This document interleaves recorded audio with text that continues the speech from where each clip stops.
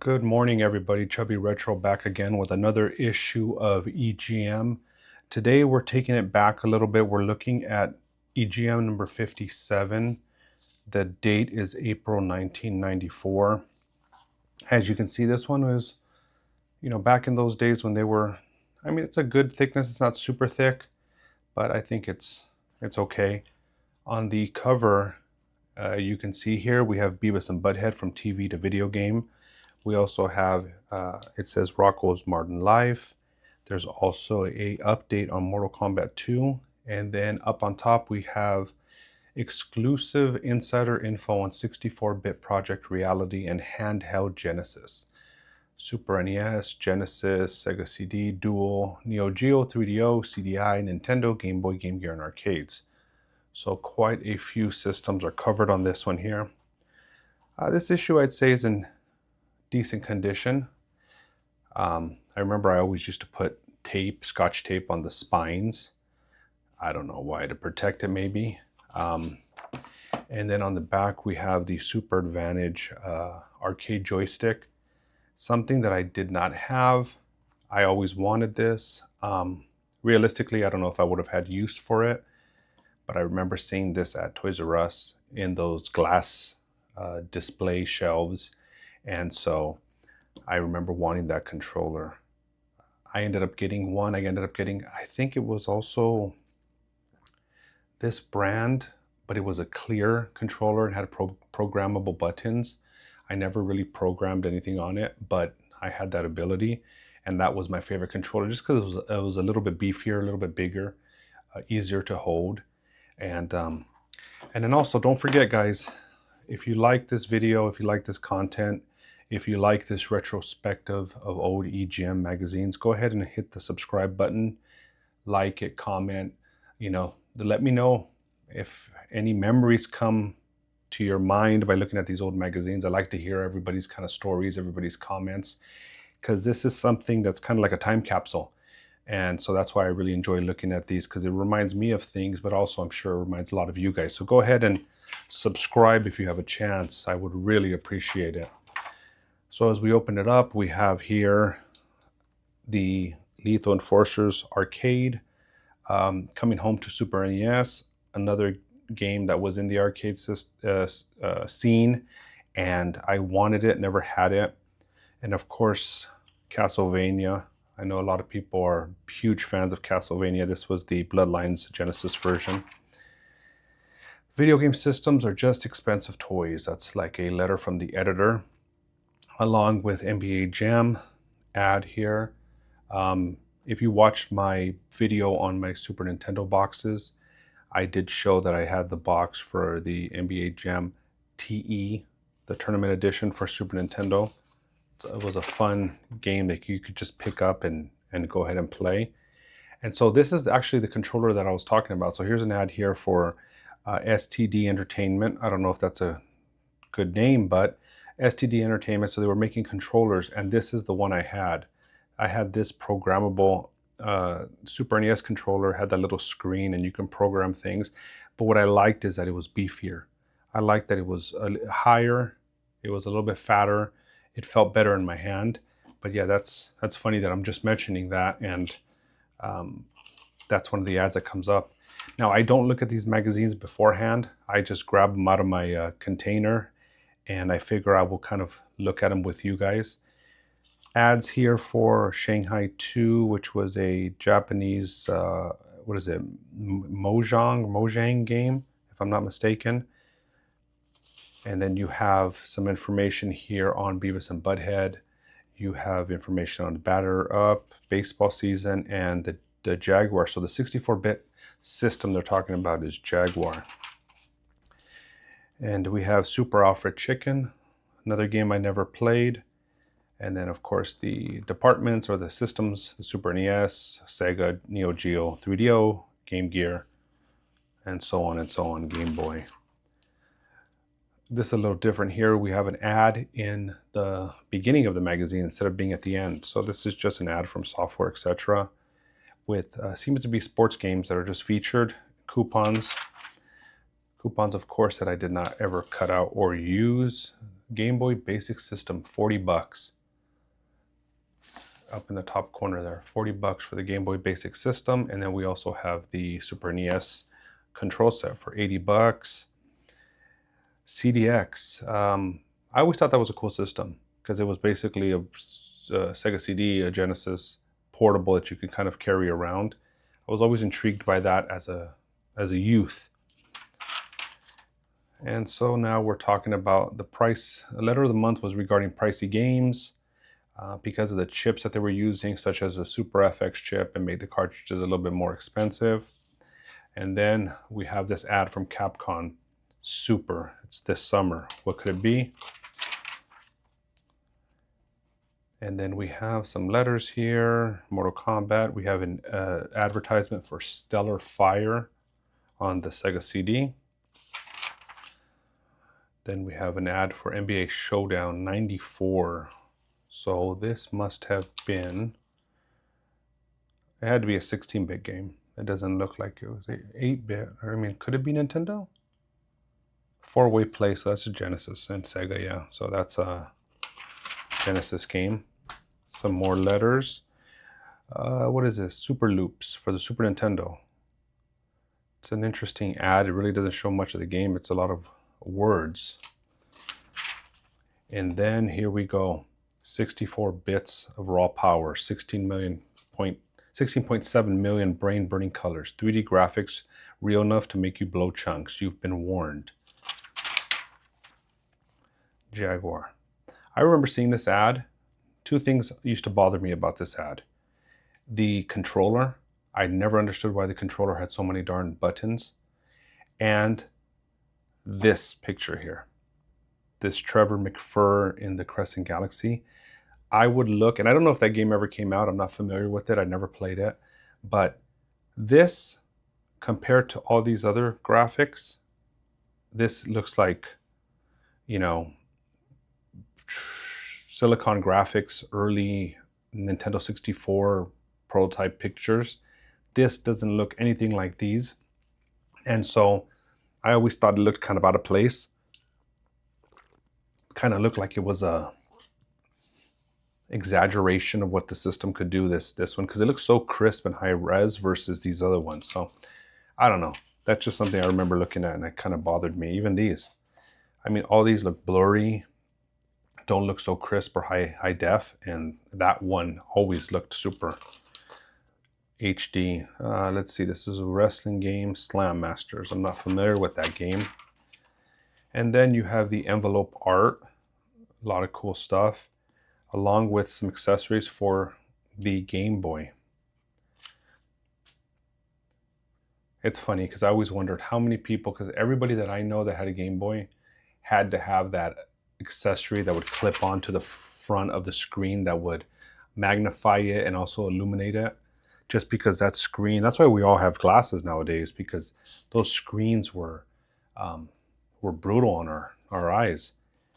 So the game of the month this month was a Jaguar title, 10, 9, 7, and 8, Tempest 2000. Q letter gossip for subscribers only. And then we have Pele Soccer, NBA Action 94 by Sega. And then we have some ratings, so that you could tell these earlier editions had the ratings in the beginning of the magazine versus in the middle or the back end of it. So we had, let's see, Star Trek, The Next Generation, King of Dragons for Super NES, Genesis Subterranea, and an ad for the hottest sequel of the summer, Won't Be a Movie. It's going to be EGM 2 or EGM Squared. I used to call it EGM Squared. And that was another magazine that would come out. But I had a few of them, but I don't know. To be honest with you, I don't know what the reason was to have two magazines. You had EGM and you had EGM Squared. You're kind of cannibalizing your audience. Never understood that. But then we have Pebble Beach Golf Links, Dracula Unleashed, and Art of Fighting ratings here. Now we have some Super Nintendo sports games, Major League Baseball by Ken Griffey Jr., Stanley Cup Hockey, NCAA Basketball. So don't remember playing any of these. I do remember playing, like I mentioned in the past, Wayne Gretzky's 3D Hockey on Nintendo 64. That was our first hockey game that we had. But some more ratings here. Total Eclipse 3DO, Space Ace on CDI, and that's one of those FMV games. And then Super Air Zonk on the Dual. And then a ad here for Mega Turrican.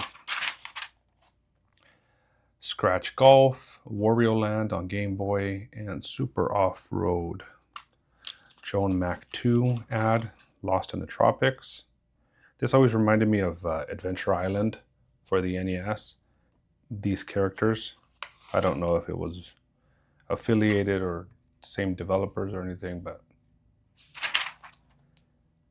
then we have an ad here for Crystal Dynamics.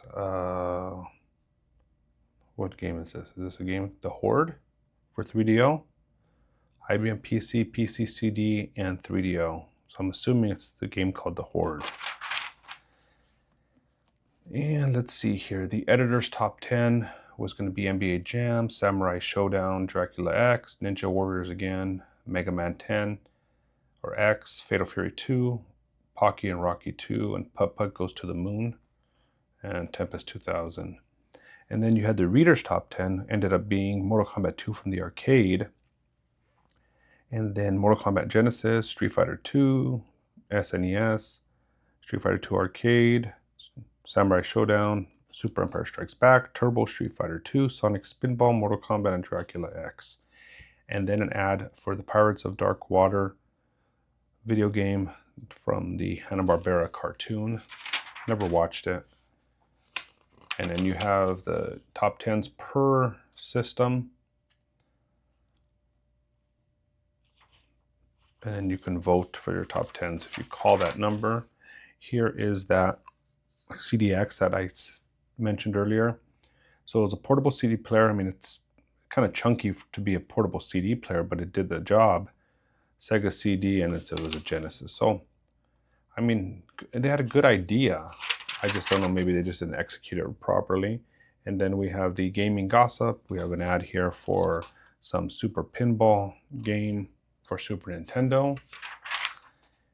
And flashback for Super Nintendo and Genesis. We had this game on our Mac. Back in the day, we had a Macintosh Performa 638 CD, and I believe there was some free software that was given to us with the computer purchase, and I think this was one of the games. I don't remember buying it. So here's some rumors about Project Reality, which ended up being Nintendo 64, I'm sure. Yeah, they're mentioning Silicon graphics machines, so that ended up being Nintendo 64, Pioneer LD in 3D. So it's funny how this looks like, like the PSVR. And then we have an ad for Excalibur 2097 for Super Nintendo. Not familiar with that game. Sega Saturn is here. And Shadowrun for Super Nintendo. Megajet Land, so what is this? A handheld Game Gear type system for planes. And then the Super Link multiplayer adapter.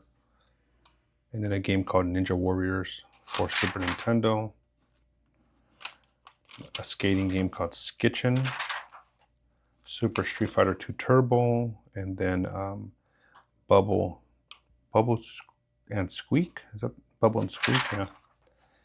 And then a mystery character coming into Super Street Fighter 2 Turbo. And an ad for Alfred Chicken. Some Mortal Kombat 2 news. I guess this is the latest version of the hot new fighting game is currently circulating through arcades. So this is some information on that, along with a sweepstakes that you can sign up for. Alien vs. Predator, D&D Tower of Doom, and then Wolfenstein 3D on the Super Nintendo. Lethal Enforcers 2. And then I always liked this ad. I thought that was a really cool ad for the Sega CD.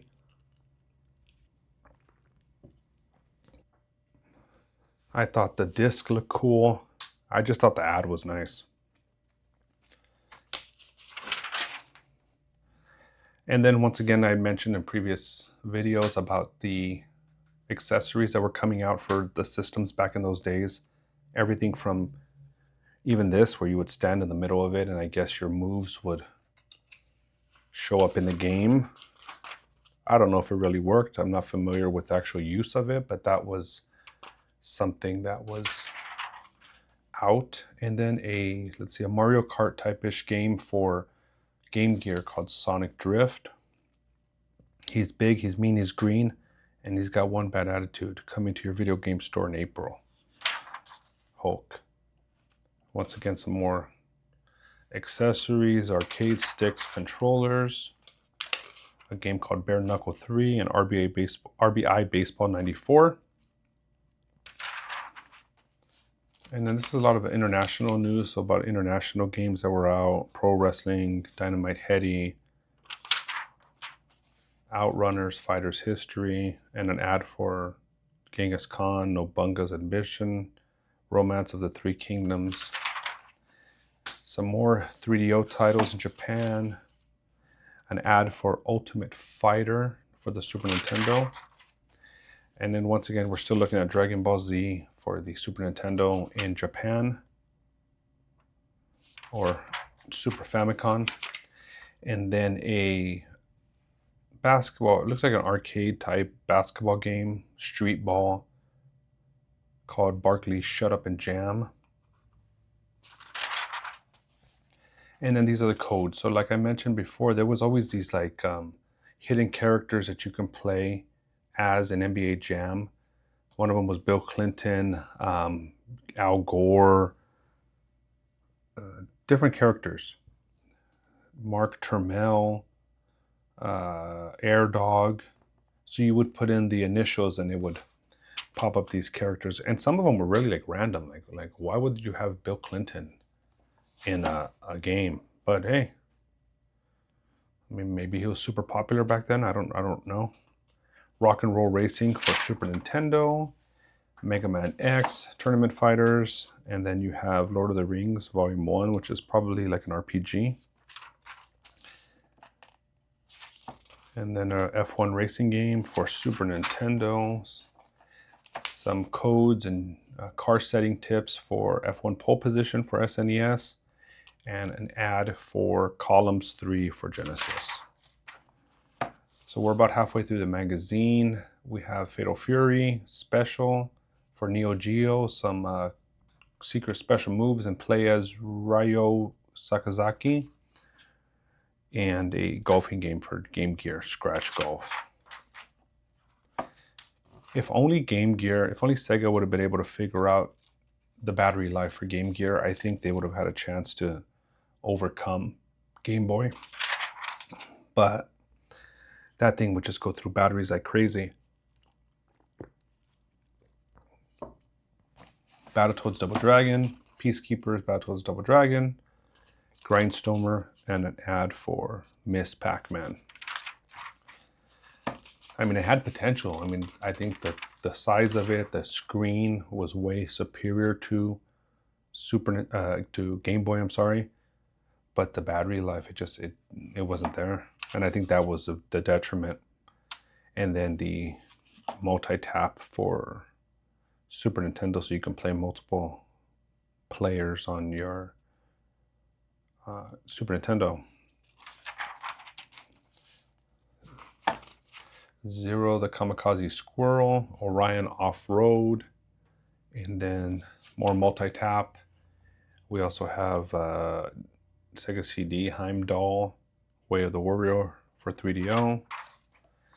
So these are all next wave. So these are games that were coming out, that were in development.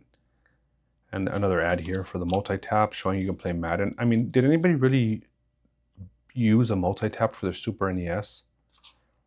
I don't know anybody that did. I mean, I'm sure there's some of you out there that did, but I don't know anybody that actually had one or would use it. Aero the Acrobat 2 for SNES, Windjammers for Neo Geo, and Spin Masters for Neo Geo. And of course, some Tecmo basketball and football games.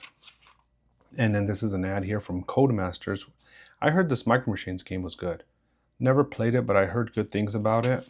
If anybody played that game, go ahead and leave a comment in the comment section. I'm curious on how it was. And these other games I am not familiar with. And so now the special feature is pertaining to a lot of MTV and Nickelodeon games that were in development. Rocko's Modern Life, Beavis and Butthead. I didn't play either one. And then Bubsy 2, I heard about it, I knew about it, I wanted to play it, but I never did, so I'm not familiar with the Bubsy games. Were they good? If anybody knows, go ahead and leave a comment. And then another magazine called Mega Play. It's the All Sega Video Game Magazine. So since I was not a Sega fan, I was not subscribed to that, obviously. Another ad here for some games. World Series Baseball and MLB PA Baseball. Super Bases Loaded 2, Hardball 3. Baseball tonight. So there was a lot of baseball games out. That was like the thing. I'm sure they realized like we now have more power with these 16-bit systems, so now we can put out better baseball games. And there was a lot of baseball games out. Ultima Runes of Virtue 2. And then a kind of a special feature here on the Jaguar, the 64-bit Jaguar. I mean, this checkered flag looks like a Super FX chip game. It looks like Stunt Race FX.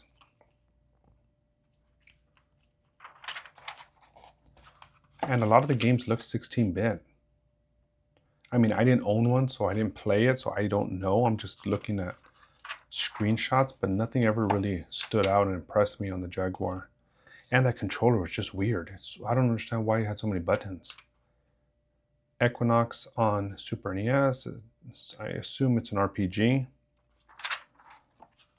Ninja Warriors for SNES. The King of Dragons for SNES. Jetsons. See, this is something I would have played. I'd never played it, but I would have. I wonder if it was good. I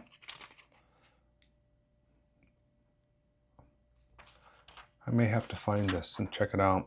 Saturday Night Slam Masters. This looks intriguing. This was probably fun. I never played it, but this was probably fun. I'm gonna have to look for that game. Lethal Enforcers, a shooting game. And it was cool because I believe it included 2 guns. And then we have T2, the arcade game. So this was a Super Scope game. So it's compatible with the Super Scope and the Super NES mouse. Interesting. Interesting. I did not realize that this game was out for Super Scope. We bought a Super Scope, and I remember we bought it, we used it, we played it, and then for some reason we returned it. Mega Man Soccer? I've never seen this before. Interesting. That's kind of random. Let me know if you guys ever played Mega Man Soccer. But yeah, we had a Super Scope, and I think we only had the cartridge that came with it. But we must have not liked it, or there must have been something. We ended up returning it, and I wish we would have kept it. I don't know why we returned it. I can't remember. Incredible Hulk for Genesis, and an ad for Lunar, the Silver Star. So here's that Barkley Shut Up and Jam. So it's a 2-on-2 game. It's a kind of an NBA Jam-ish, but they had different courts on Venice Beach or actual stadium, concrete courts. So that's what it was. And then Gizmo's Gadgets. Gizmo's got it all. The best gadgets for your game systems. So the old RF switch connectors, multi-taps, battery packs, controllers. European Tour Golf, and then an ad. So that CDX system at this Chips and Bits in Vermont, this was going for $3.99. So I wonder if that was a full retail price or if that was just because it was maybe hard to find. NBA Action 94 for Genesis and Magic Soccer. So it's like, what is it? It's a side scroller with a kid and a soccer ball. Interesting. Columns 3, Dragon's Lair, Mansion of Hidden Souls. Interesting for Sega CD. And then all the ads, and then Art of Fighting for Neo Geo. The Horde for 3DO, which looks like it was a FMV game. Starring, is that Kirk Cameron? The Horde. Yes, Chauncey, who was played by Kirk Cameron. Holy moly. I did not know that Kirk Cameron was in video games. It's funny because you have this feature here and then you have the ad right across, and it's like right when I saw him here, I was like, is that Kirk Cameron? Twisted. See, I never liked these FMV games with humans, and it was weird to me. I don't know. Super Wing Command. These are all 3DO and the Jaguar. See, look at this Jaguar game. That looks. It's like. That's not 64-bit. I mean, maybe it was, but just the technology wasn't there. But that's not 64-bit. And then CDI Zelda's Adventure. Was this an official? This was probably not developed by Nintendo. But once again, it's FMV because it was on a CD. And for some reason, they felt that they always had to do, FMVs on CDs. Just like this game here, Seventh Guest. Interesting. Zelda's Adventure. Very interesting. Super Air Zonk. An ad for 52 Super video games on one cartridge. Wario Land on Game Boy. And then some comics stuff. Game Gear, GP Rider, Captain America, and the Avengers. And then just some features on nature, a gentleman that was disabled and was playing video games, Aladdin, Return of Jafar, some other stuff here, some comic book information, the EGM marketplace that has all the ads and stuff for stores, and that is about it. And finally, the ad, 2-page ad for Arrow the Acrobat, which I think was recently re-released, if I'm not mistaken, or if it was a limited run games cartridge that came out, but Arrow the Acrobat. So once again, guys, thank you so much for watching issue number 57 of EGM. Appreciate the support. Go ahead, like, subscribe, comment. If you have questions or if you want to discuss anything, go ahead, put it in the comments. I like to hear everybody's perspective on all this stuff. It's fun and I really enjoy it. So thanks a lot for watching. We'll catch you on the next one.